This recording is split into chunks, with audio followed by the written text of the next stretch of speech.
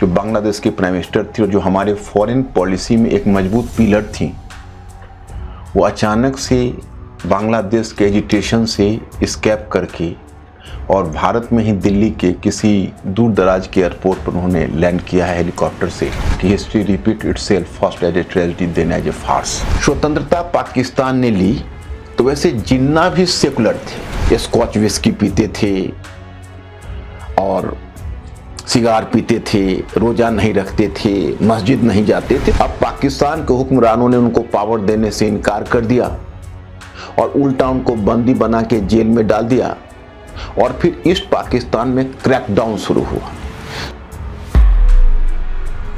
Okay dear students and viewers, first of all I am extremely sorry for getting late for 2 and 3 days। पिछले 2-3 दिनों से मेरे दिमाग में भी हलचल मची हुई थी बांग्लादेश की घटना से, और मेरे स्टूडेंट्स एंड व्यूअर्स की तरफ से भी लगातार डिमांड आ रहे थे कि इस पर कुछ मेरा कोई लेक्चर होना चाहिए, लेकिन क्लास में इतना व्यस्त था कि समय के अभाव के कारण मैं इस पर कुछ आप लोगों के सामने कुछ प्रस्तुत नहीं कर पाया। आज मैं काफ़ी जद्दोजहद के बाद समय निकाल कर आपके सामने फिर उपस्थित हूँ और मैं थोड़ा सा अपना एक्सपीरियंस बांटना चाहूँगा। उस रात जब मैं संजोग से कोई न्यूज़ नहीं देख पाया और मॉर्निंग में पता चला कि शेख हसीना वाजिद जो बांग्लादेश के प्राइम मिनिस्टर थी और जो हमारे फॉरेन पॉलिसी में एक मजबूत पिलर थी, वो अचानक से बांग्लादेश के एजिटेशन से एस्केप करके और भारत में ही दिल्ली के किसी दूर दराज के एयरपोर्ट पर उन्होंने लैंड किया है हेलीकॉप्टर से, और वहीं से भारत में उन्होंने फॉर टाइम बिंग स्टे किया है। तो मुझे कुछ दिन पहले की अशराफ घनी की याद आ गई जो अफ़गानिस्तान में घटित हुई थी। हालांकि दोनों का एपिसोड बिल्कुल अलग है, लेकिन कार्ल मार्क्स का यह स्टेटमेंट मुझे ध्यान आ गया कि history repeat itself first as a tragedy then as a farce. इतिहास अपने आप को दोहराता है, पहले एक त्रासदी की तरह, फिर अपने प्रहसन की तरह। अब मैं स्टूडेंट्स, ये घटना तो हो चुकी है, इसमें बहुत सारे डायमेंशंस बनते हैं। मीडिया, न्यूज़, टेलीविज़न न्यूज़, बहुत सारे सोर्सेस से आपने सुने होंगे, लेकिन मैं इसको थोड़ा सा आपको पीछे अतीत में ले जाना चाहूँगा। तो आते हैं पहले उस मुद्दे से। तो पहला मुद्दा जो बांग्लादेश की घटना है, उसमें मैं पहला मुद्दा उठाना चाहूँगा 2 चीज़। एक,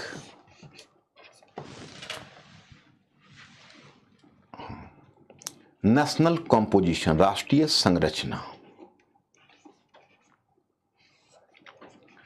राष्ट्रीय संरचना,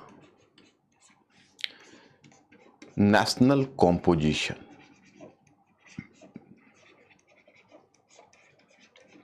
मतलब मैं इसमें आपको यह बताना चाहूँगा कि जिस समय बांग्लादेश का सृजन हुआ था एक नेशन के रूप में, उस समय जो इसका नेशनल संरचना बनी थी, इसका एपिसोड में मैं नहीं जाऊंगा और फिर बहुत एक लंबी कहानी हो जाएगी।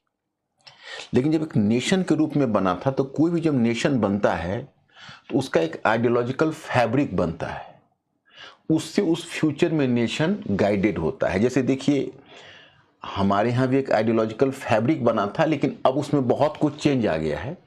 तो कई बार चेंज आते भी हैं, लेकिन कई बार जो नेशन का जो बेसिक साइक होता है वो बचा रहता है। आज भी इंडिया का जो बेसिक साइक है सेक्युलरिज्म का, वो बचा हुआ है।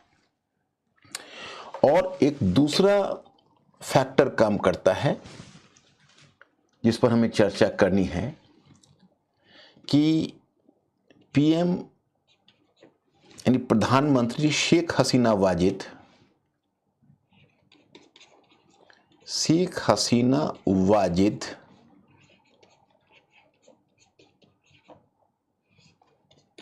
के कार्यों का मूल्यांकन,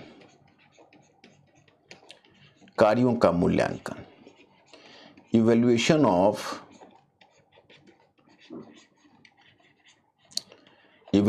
of Sheikh Hasina Wajed and her work.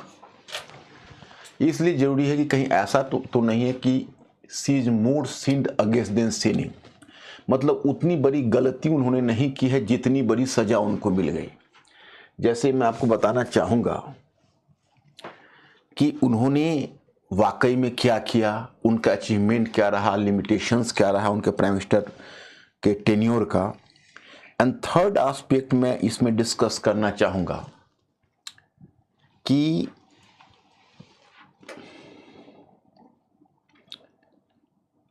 Bharat की विदेश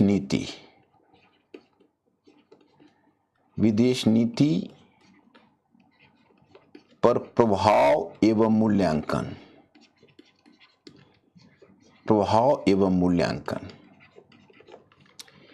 impact on India's foreign policy and it's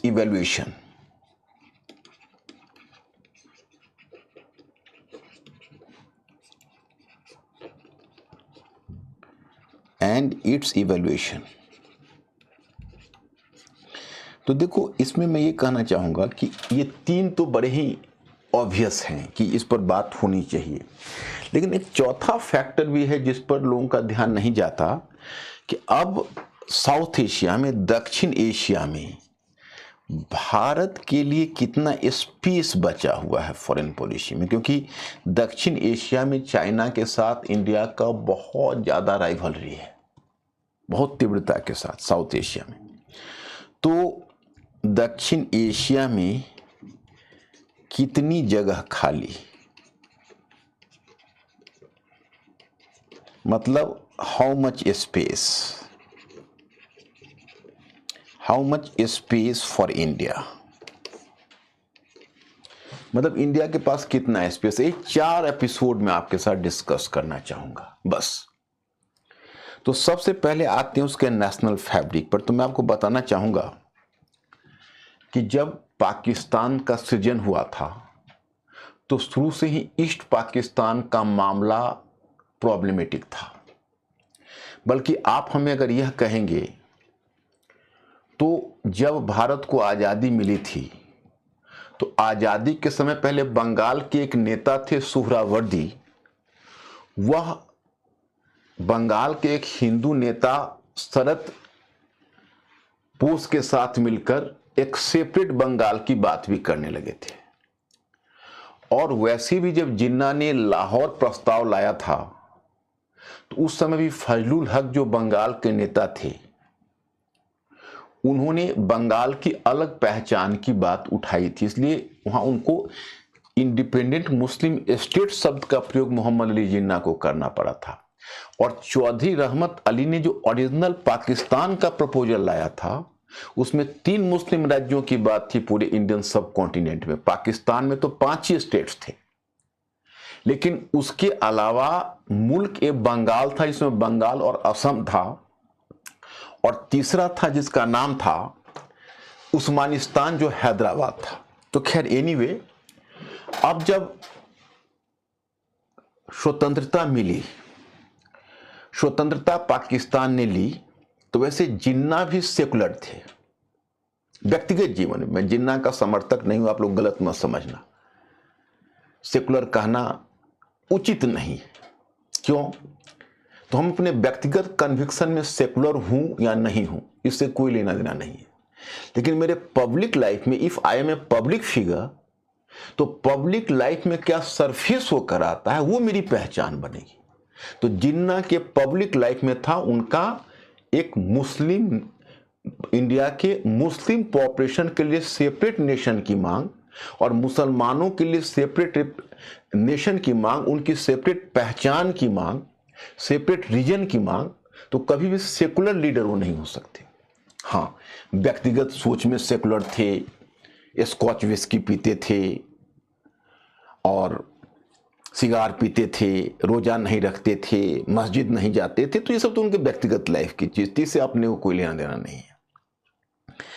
अब जब ईस्ट पाकिस्तान बना तो बड़ा प्रॉब्लमेटिक था, इसकी भी एक लंबी कहानी है। बहुत समय तक तो कॉन्स्टिट्यूशन ही नहीं बन पाया। ईस्ट पाकिस्तान ने कहा कि भाई आप बांग्ला को भी उर्दू के साथ एक लैंग्वेज बनाइए। फिर हुआ, शुरू में इसको कहा गया ईस्ट पाकिस्तान को कि आप कॉम्प्रोमाइज़ करिए। बहुत समय तक इसने कॉम्प्रोमाइज़ करिए, चूँकि ईस्ट पाकिस्तान का पॉपुलेशन ज़्यादा था वेस्ट पाकिस्तान, जबकि वेस्ट पाकिस्तान में 4 प्रोविंसेस थे, फिर भी इसका पॉपुलेशन ज़्यादा था। तो फिर मांग बार बार वो ये कर रहे थे कि देखिए ऐसा है कि दोनों की सीटें बराबर कर लीजिए। तो अयूब खान के समय तक वही चलता रहा। याहिया खान ने भी शुरू में वही किया। अब इस सबकी एक अलग कहानी है, उसको मैं नहीं छेड़ना चाहूँगा। अंत में याहिया खान जाते जाते एक काम किया कि ठीक है, नहीं जाते जाते नहीं, याहिया खान ने ही कहा कि ठीक है भाई, अब उसी के समय एक प्रपोजल आया कि ठीक है, पॉपुलेशन के आधार पर ईस्ट पाकिस्तान को सीटें मिले। और पाकिस्तान का पहला आम चुनाव 1970 में हुआ। उस चुनाव में जीत गए, उसमें मुस्लिम लीग, उसमें वो हार गई पार्टी। जुल्फिकार अली भुट्टो प्राइम मिनिस्टर थे, उनकी पार्टी हार गई। और अवामी लीग जो पार्टी थी, जिसके शेख मुजीबुर रहमान नेता थे, वो जीत गए। अब पाकिस्तान के हुक्मरानों ने उनको पावर देने से इनकार कर दिया और उल्टा उनको बंदी बना के जेल में डाल दिया। और फिर ईस्ट पाकिस्तान में क्रैकडाउन शुरू हुआ। तो क्रैकडाउन शुरू हुआ तो मैं आपको ये बताना चाहता कि उसी क्रैकडाउन के मध्य बाद में इंडिया भी ने भी सपोर्ट किया और शरणार्थी का प्रॉब्लम आया और अंत में 1971 में बांग्लादेश स्वतंत्र हुआ, इंडो पाक वॉर भी हुआ। लेकिन पाकिस्तान के फैब्रिक में उसी समय 3 प्रकार के विचार घुस गए। एक विचार थी जिसको कहते हैं बंगाली नेशनलिज्म। बंगाली नेशनलिज्म का रिप्रेजेंटेशन कर रहे थे शेख मुजीबुर रहमान। और दूसरा विचार था जिसको कहते हो इस्लामिज्म। एक इस्लामिज्म को लेके चलता था, वह बंगाली नेशनलिज्म से खुश नहीं था। ये कौन थे? तो ये थे जमाते इस्लामी, जिसका नाम सुना होगा, अभी बांग्लादेश में बहुत ज़्यादा सक्रिय है। उसका नाम है जमात। जमात यानी जमाते इस्लामी। ये थे बेसिकली, ये रिलीजियस थे, ऑर्थोडॉक्स एलिमेंट्स थे। और तीसरा था सेकुलरिस्ट। तो सेकुलरिस्ट में कुछ लोग थे जो दबे पीछे थे। सेकुलरिस्ट में कोई बहुत इंपॉर्टेंट लोग नहीं थे। और मुख्य रूप से जो बंगाली नेशनलिस्ट थे वही सेकुलरिस्ट थे। जैसे मुजीबुर रहमान थे, वो सेकुलरिज्म की बात करते थे। खैर, बंगबंधु पहला पाकिस्तान के प्राइम मिनिस्टर भी बने, लेकिन दुर्भाग्यपूर्ण स्थिति हुई कि 1975 में उनके अगेंस्ट में ही कू आ गया। उनका मतलब एक सैनिक तख्ता पलट हो गया। फिर जो कू हुआ उसमें संयोग से शेख हसीना वाजिद बच गईं और बच के इंडिया भाग आईं। उनका उत्तराधिकारी वही बनी। मुजीबुर रहमान परिवार के बाकी लोग मारे गए। बड़ा ट्रेजिक घटना हुई 1975 में। फिर एक सैनिक तानाशाही स्थापित हुई, मैंने एक सैनिक हुक्मरान बना जियाउर रहमान। उनकी बेगम है खालिदा जिया, लेकिन वो भी अधिक समय तक नहीं चल सके। उनके अगेंस्ट में फिर दूसरा तख्ता पलट हो गया। वो सब की एक लंबी कहानी। और फिर HM इरशाद आ गए, वो भी एक मिलिट्री जनरल थे। फिर 1990s में जाके HM इरशाद का एरा समाप्त हुआ, उनको सत्ता छोड़नी पड़ी, चुनाव कराने पड़े। तो बेगम खालिदा जिया भी आई। उसी समय से वहां पर 2 पार्टी रन कर रही थी। एक पार्टी थी जिसको कहते हो बांग्लादेश नेशनलिस्ट पार्टी, जिसका हेड थी बेगम खालिदा जिया, मतलब वो डिसीज्ड जो मिलिट्री ऑफिसर थे उनकी पत्नी। और दूसरे शेख मुजीबुर रहमान की बेटी शेख हसीना वाजिद। तो इन दोनों की अल्टरनेटिवली सरकार बनती थी। और रह गई इस्लामिज्म की बात। जो जमात है, ये इस्लामिस्ट वो थे जब पाकिस्तान ने जिस समय एक तरह से बांग्लादेश में जब ये वॉर हुआ, जब ईस्ट पाकिस्तान के साथ वेस्ट पाकिस्तान के सेना जब वहां दमन कर रही थी, तो सेना के साथ मिलकर यही जमात निशाना बना रहे थे एक तरफ बिहारी मुसलमानों को भी और अवामी लीग के कार्यकर्ताओं को भी और हिंदुओं को भी। कहते हैं एक डेटा के अनुसार 30 लाख लोग मारे गए थे उसमें, कोल्ड ब्लडेड मर्डर था।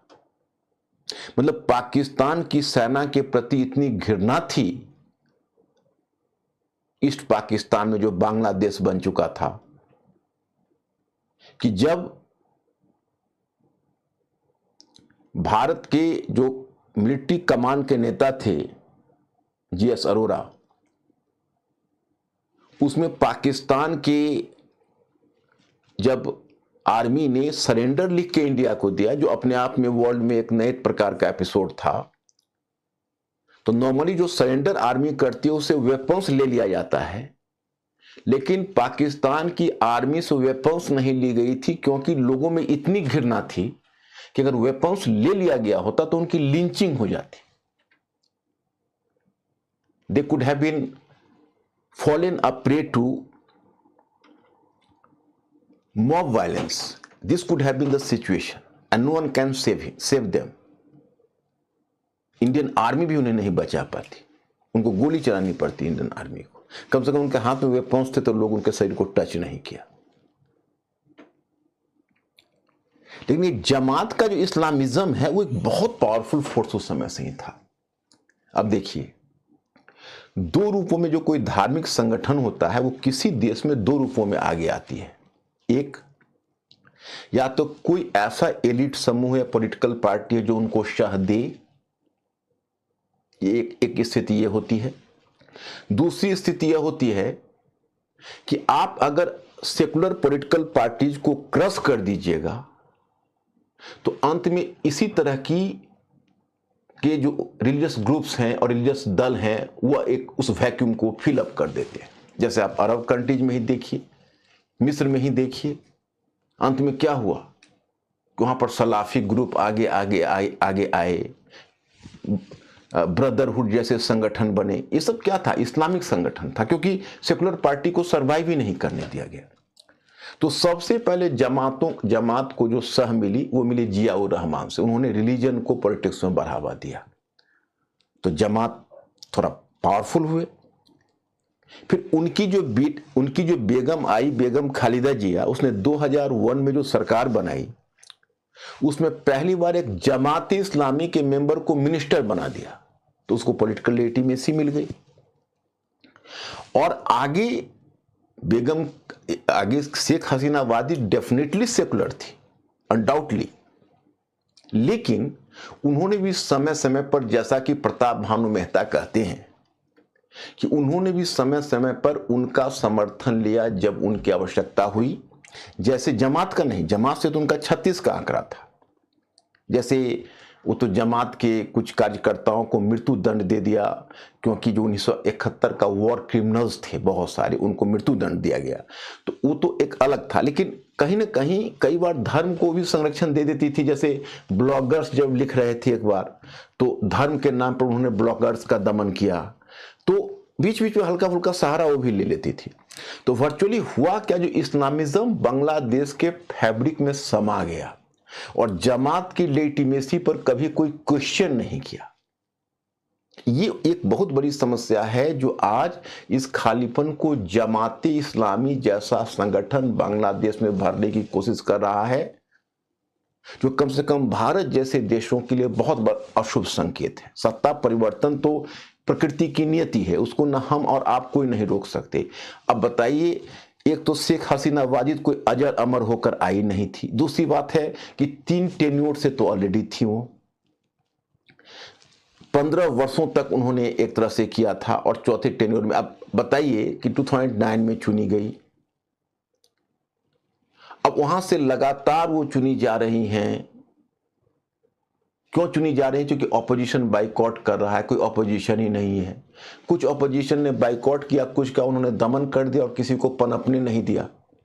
तो खैर उस पर चर्चा आगे होगी। तो एक फैक्टर ये है। दूसरा ये है कि क्या शेख हसीना वाजिद का मूल्यांकन वह बांग्लादेश के लिए अच्छा किया या बुरा किया?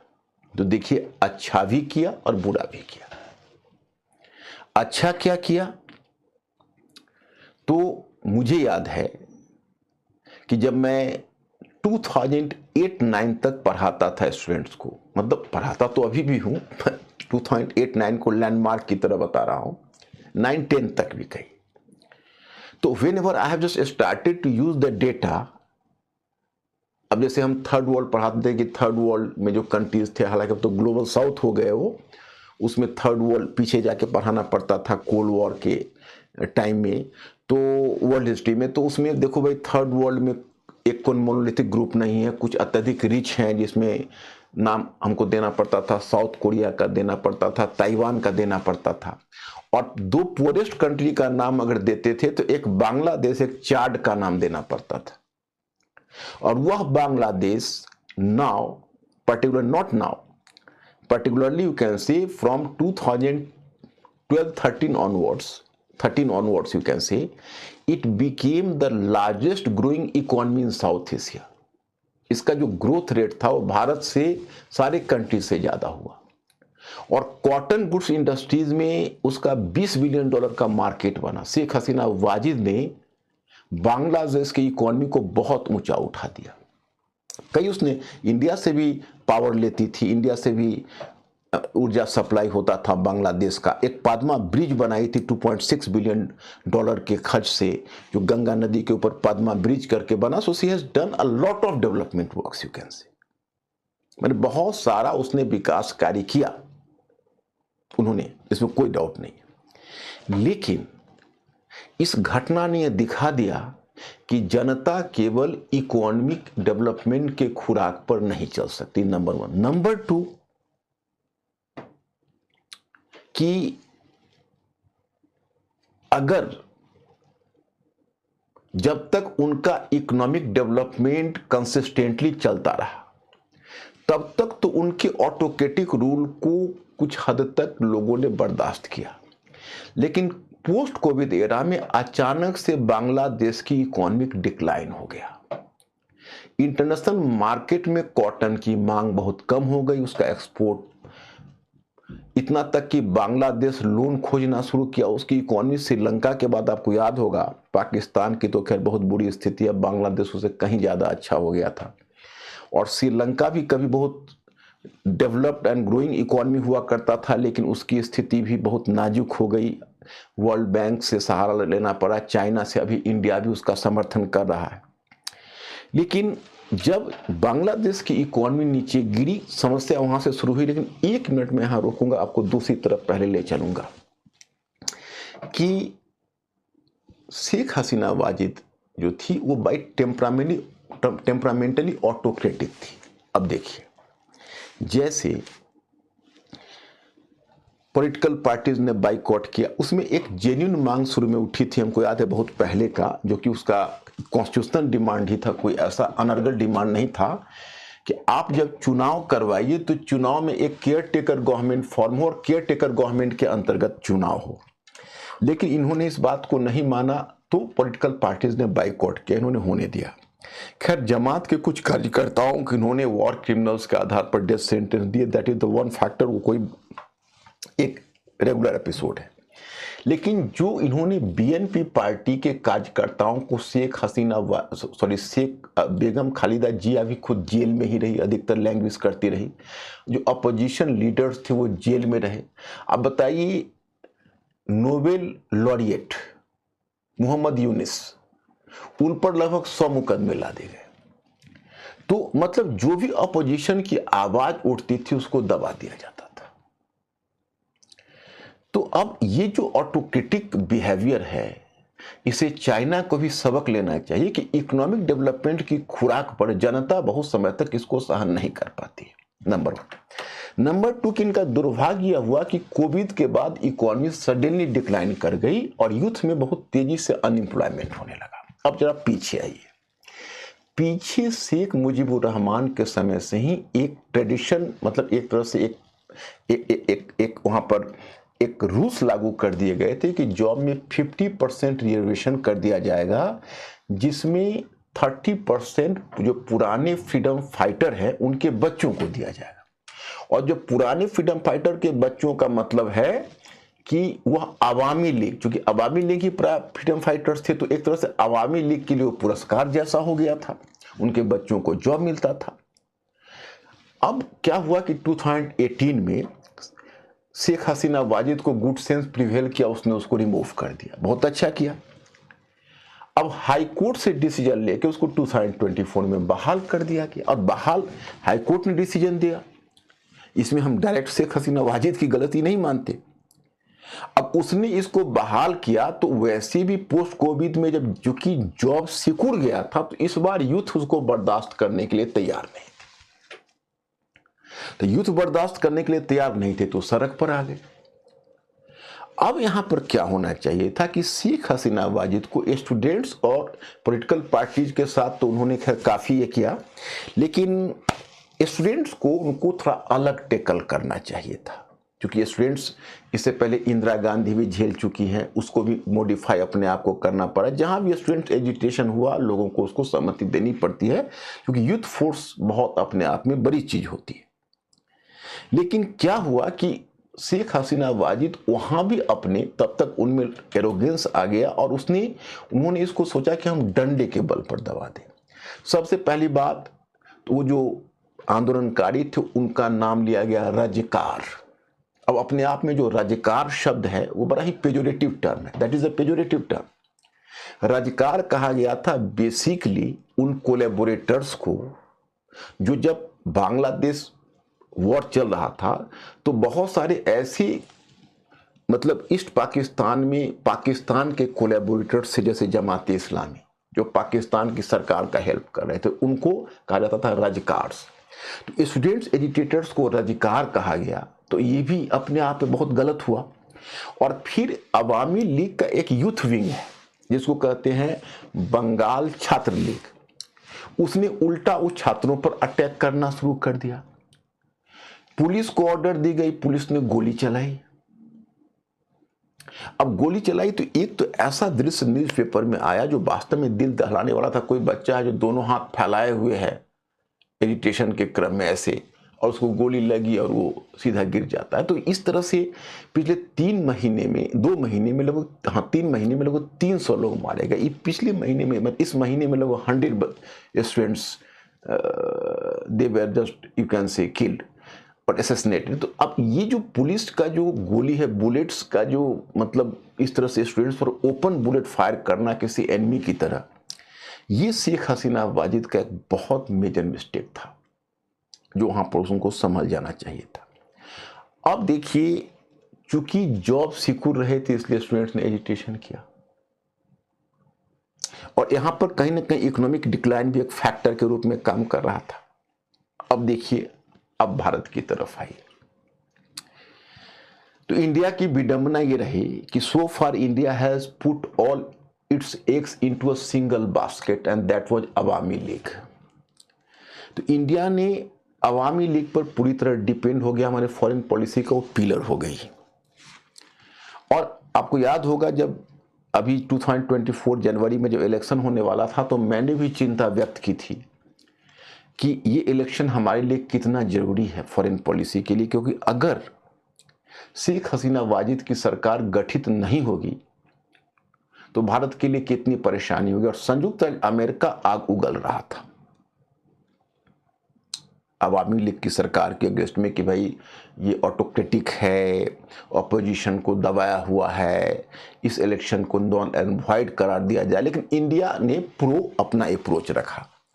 तो एक तो यहां पर इंडिया के साइड से 2 मिस्टेक मेरे विचार से, आप सहमत हो या ना हो। एक मिस्टेक ये है कि खासकर अपोजिशन पार्टी के मामले में तो इंडिया का जो भी रोल रहा, अब इंडिया कहते मैं किसी के इंटरनल मामले में इंटरवेन नहीं करता हूं, लेकिन शेख हसीना वाजिद इसके कॉन्फिडेंस में था। इसका सबसे पुख्ता प्रमाण है कि जो असम में CAA के लागू करने की बात हुई, आप जानते ही हैं CAA बहुत ही फेमस, तो जो सिटीजनशिप एक्ट, तो उसको लागू करने की बात थी, तो शेख हसीना वाजिद को इंडिया ने तैयार कर लिया। तो उनको कम से कम इस बात के लिए तैयार किया जाता कि पॉलिटिकल पार्टीज के साथ आप जो भी व्यवहार कर रहे हैं वहां तक तो ठीक है, लेकिन कम से कम आप स्टूडेंट्स एजुटेशन को ठीक से डील करिए तो शायद उनकी सरकार बच जाती, अगर और इंडिया के इंटरेस्ट में होती। दूसरी बात यह है कि India should read the writing on the wall. Bharat को दीवारों पर लिखी हुई राइटिंग पढ़नी चाहिए थी कि आखिर शेख हसीना वाजिद के रूल का आज न कल एंड होगा। 15 ईयर्स से वो रूल कर रही है, कब तक? तो हमें अपना ऑप्शन ओपन रखना चाहिए, जबकि हमने बांग्लादेश में अपना कोई ऑप्शन ओपन नहीं रखा। और जब वहाँ बांग्लादेश में आपने यह भी देखा कि इंडिया आउट कैंपेन भी हो चुका है, जो दर्शाता है कि जमात इस्लामी तो छोड़िए, वैसे भी उसके साथ हम लोगों की बहुत ज़्यादा रुचि तो नहीं मिल सकती है। हाँ, एक पीसफुल कोएग्जिस्टेंस का प्रयास कर सकते हैं, लेकिन चलिए जो सब बांग्लादेश नेशनलिस्ट पार्टी है या और भी कोई इस तरह के ग्रुप हैं, तो हम लोग उससे कुछ न कुछ पीपुल टू पीपुल भी कांटेक्ट रख के बांग्लादेश में भरोसा जीतने की कोशिश करनी चाहिए थी। अब क्या हुआ कि अचानक से हमारा पांव बांग्लादेश से उखड़ गया है। अब बांग्लादेश से पांव उखड़ने का दो समस्याएं वहां आई है। सबसे जो इमीडिएट प्रॉब्लम का हमें सामना करना पड़ रहा है वह है वहां का हिंदू पॉपुलेशन, क्योंकि वहां पर लॉ एंड ऑर्डर बिल्कुल कोलैप्स कर गया। पुलिस ने नौकरी छोड़कर पुलिस भाग गई। तो हम पहला एपिसोड ऐसा सुना दुनिया में कि जॉब छोड़कर पुलिस भाग जाए, पुलिस के उच्च अधिकारी को अपील करनी पड़े कि अपने काम पर लौटो, और पुलिस इतना वरीड है कि लोगों की रक्षा करना तो दूर रहा, उसकी अपनी रक्षा नहीं हो पा रहा, थाना खाली है। आज मैंने एक देखा है एक न्यूज में कि एक जो स्टूडेंट्स है वो ट्रैफिक संभाल रहे हैं, तो ये हाल है उनका। तो वहां पर लॉ एंड ऑर्डर इतना कोलैप्स्ड, और हिंदुओं के घर पर, मकानों पर हमला हो रहा है। और उसके अलावा अहमदिया पर हमला हो रहा है। हमारे विदेश मंत्री ने बड़ा ही शांतिपूर्ण ढंग से और बड़े ही पेशेंटली इस बात की निंदा की, और यह भी कहा कि भाई हिंदुओं को सुरक्षा मिलनी चाहिए। तो ये चीज थोड़ा सा वहाँ वो जो जनसंख्या थोड़ी असुरक्षित हो गई है, और हम होप करते हैं कि बहुत जल्दी इसका निराकरण निकलेगा, विशेषकर इसलिए कि Mohammad Yunus after all he is a Nobel laureate, so बहुत रैशनल हैं और उनका आर्मी के पिछलग्गू वाला बिहेवियर नहीं रहा। इसलिए हम उम्मीद करते हैं कि मोहम्मद यूनुस कुछ हद तक स्थिति को संभालने की कोशिश करेंगे।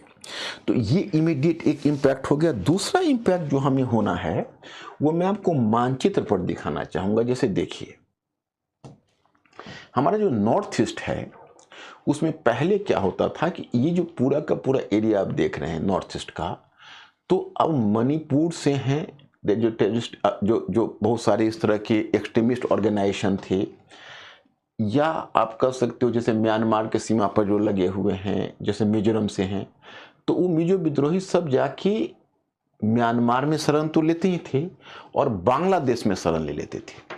और जब 2006 में बेगम खालिदा जिया की सरकार थी, तो यहाँ के जितने एक्सट्रीमिस्ट आउटफिट्स थे उसको अपने यहाँ शरण देती थी।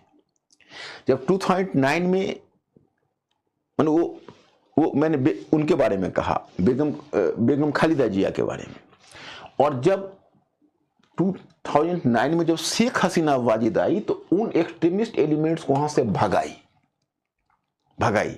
और उस एक्सट्रीमिस्ट एलिमेंट्स को भगाकर वहां से आउट कर दी और पूरा एरिया को क्लीन कर दिया। तो इंडिया के नॉर्थ ईस्ट की सिक्योरिटी के लिए बहुत इंपॉर्टेंट स्टेप हो गया, और ये इंडिया के बेनिफिट में हुआ।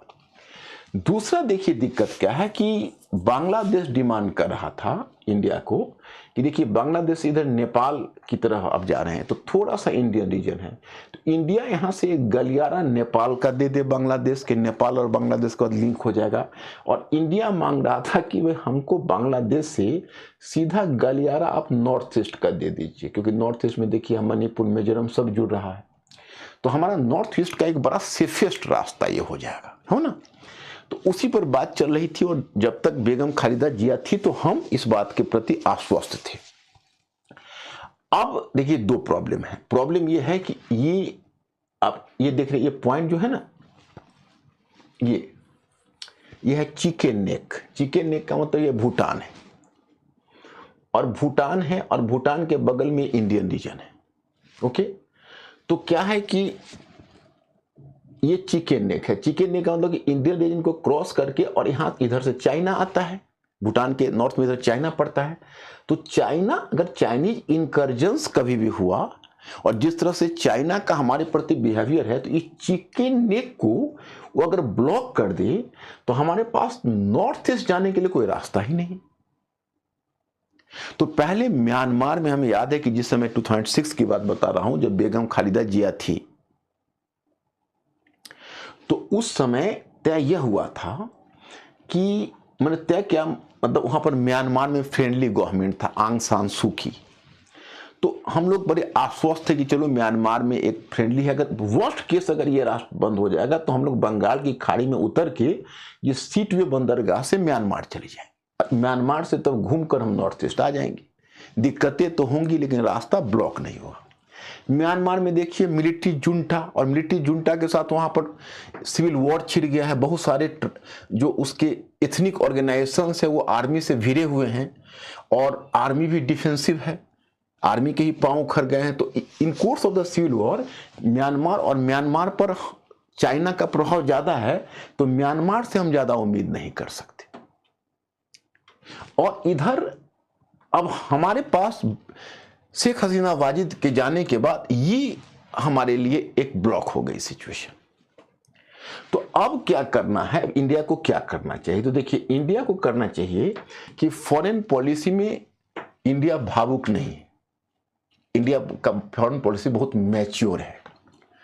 इंडिया को चाहिए कि वहां पर डेमोक्रेटिक एलिमेंट्स का हाथ मजबूत करे। अभी आर्मी ने टेक ओवर किया है, तो थोड़ी सी यह संभावना व्यक्त की जा रही है कि एक बार बांग्लादेश के आर्मी को पावर का चस्का लग गया है, तो सिविलियन गवर्नमेंट को सत्ता सुपुर्द भी करेगी या आर्मी का रोल बना रहेगा।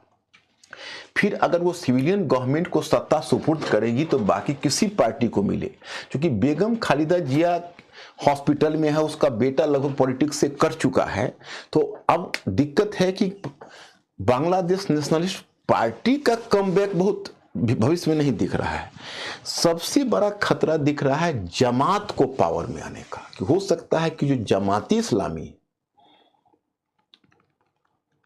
वो डायरेक्ट गवर्नमेंट ना बनाए, लेकिन किसी गवर्नमेंट की मतलब एक बहुत स्ट्रांग पिलर के रूप में वो काम करने लगे, तो वो भारत के लिए थोड़ा अपशकुन सूचक होगा।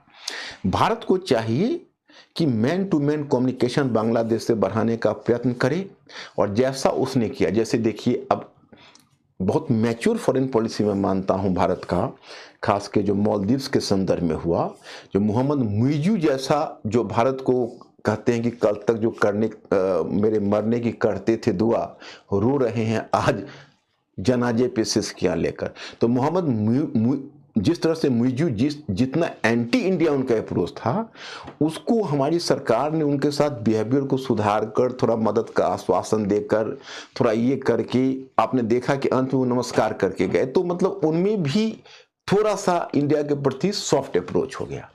तो हम कोशिश करें कि बांग्लादेश में जो सरकार बनेगी उसके प्रति हम बेहतर संपर्क स्थापित और उससे बेहतर संबंध स्थापित करने का प्रयत्न करें, और भारत सरकार इसमें पीछे नहीं हटेगी, करेगी भी, मेरा विश्वास है, क्योंकि इंडिया फॉरेन पॉलिसी के मामले में अब काफी मैच्योर हो चुका है इसका। अब मैं इसमें एक चीज केवल ये कहना चाहूंगा कि अब जैसे शेख हसीना वाजिद है, तो उन्होंने भारत से अभी asylum for time being escape करने के बाद इमीडिएट एसाइलम माना, ये तो ऑन ह्यूमैनिटेरियन ग्राउंड भारत मना नहीं कर सकता था, इसलिए ये बहुत प्रैक्टिकल रुख है। लेकिन यह भी सत्य है कि इंडिया उनको आगे स्टे नहीं करा सकता, और ये इंडिया ने इससे पहले गोटाबाया राजपक्षा को भी मना कर चुका है कि नहीं, हम नहीं देंगे शरण, क्योंकि श्रीलंका के बाकी लोगों को आपको दिक्कतें आएंगी। और शेख हसीना वाजिद को तो गिरफ्तारी का भी वहाँ से ऑर्डर हो गया है, तो इंडिया तो खैर उनको स्टे करने का बहुत लंबा नहीं देगी। इंडिया की पॉलिसी है कि भाई हम नेबरहुड में ऐसा नहीं कर सकते, क्योंकि इससे हमारे बीच आपस में वेनम और डिस्ट्रस्ट बढ़ेगा। अब शेख हसीना वाजिद कहाँ जाएंगी, तो वह जाएंगी किसी मतलब उन्होंने कोशिश की ब्रिटेन जाने की, ब्रिटेन ने मना कर दिया, अमेरिका ने उनका वीज़ा कैंसिल कर दिया, फिर उन्होंने फिनलैंड ट्राई किया, वहाँ भी बात नहीं बन पाई, फिर सऊदी अरेबिया और यूएई जाना चाहते हैं, यूनाइटेड अरब अमीरात, लेकिन वहाँ से भी कोई ग्रीन सिग्नल नहीं मिला है। तो अभी उनका भविष्य अधर में है कि वो कहाँ जाएंगी, कहाँ रहेंगी। अब देखिए, ये तो हमारे हुए फॉरेन पॉलिसी के चॉइसेस। अब थोड़ा मैं आपको बताऊं कि ये जो बांग्लादेश में हुआ है, इसमें एक विचार है और मुझे भी इसमें कोई डाउट नहीं अमेरिकन रुख देखने के बाद, कि ये पाकिस्तान और अमेरिका के द्वारा ऑर्केस्ट्रेटेड है और चाइना का भी इसमें रोल हो सकता है। तो अब हम ये देखते हैं कि एक तरफ यूएसए इंडिया को बार बार इंडो पैसिफिक में आने को कहता है, एक्ट ईस्ट, और हमारे नियर ईस्ट में प्रॉब्लम हो रहा है, वहां पर हिंदुओं को निशाना बनाया जा रहा है और अमेरिका के मुख से एक सिंपैथी के स्वर नहीं निकले, एक बार उसने क्रिटिसिज्म नहीं किया। और पूरा डाउट है कि इसमें अमेरिका ने भी चाहा है। पाकिस्तान, कम से कम पाकिस्तान की सरहदें और अमेरिका कितना डेमोक्रेटिक है उसका तो सबसे ज्वलंत उदाहरण आप पाकिस्तान में देखिए। पाकिस्तान का पॉपुलर लीडर कौन था? इमरान खान। अगर पाकिस्तान में आज इलेक्शंस कराया जाए तो आपको क्या लगता है, who will be elected there? Imran Khan. Imran Khan चूंकि अमेरिकी गुड बुक में नहीं रहा, तो आर्मी से इमरान खान को हटाकर शहबाज शरीफ और बिलावल भुट्टो का अलायंस करवा के गवर्नमेंट बनवाना, ये अमेरिका की डेमोक्रेसी के प्रति समर्पण है। और बांग्लादेश उसे अनडेमोक्रेटिक इसलिए लगा क्योंकि बांग्लादेश उसके ट्यून पर नहीं बज रहा था। तो बांग्लादेश उसका, तो अमेरिका की जो दोहरी विदेश नीति है वो हमेशा असमंजस में डालती है। और इसलिए इंडिया एक स्टेप से ज्यादा, अमेरिका कितनी भी कोशिश करता है, इंडिया नहीं जाता है। उनके क्वेड में बैठता है तो एससीओ में बैठता है। वो मानता है कि ये बंदे इतना रिलायबल नहीं है कि इन पर भरोसा करके बहुत आगे तक चला जाए।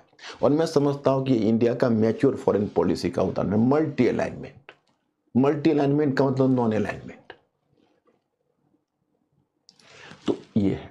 अब देखिए हमारे पास अपने महाद्वीप में कितना स्पेस बचा हुआ है, उस पर थोड़ा सा नजर डाल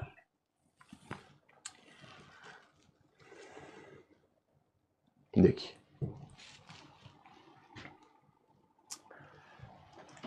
पाकिस्तान चर्चा ही मत कीजिए, ये तो हमारा आज से नहीं 47 से इसके साथ। तो अफगानिस्तान में कभी, जब हमको याद है कि जो अशराफ गनी हुआ करते थे, तो अशराफ गनी के टाइम में एक बुक मैंने पढ़ी थी, ऑथर का नाम भूल रहा हूं, एनिमीज एनमी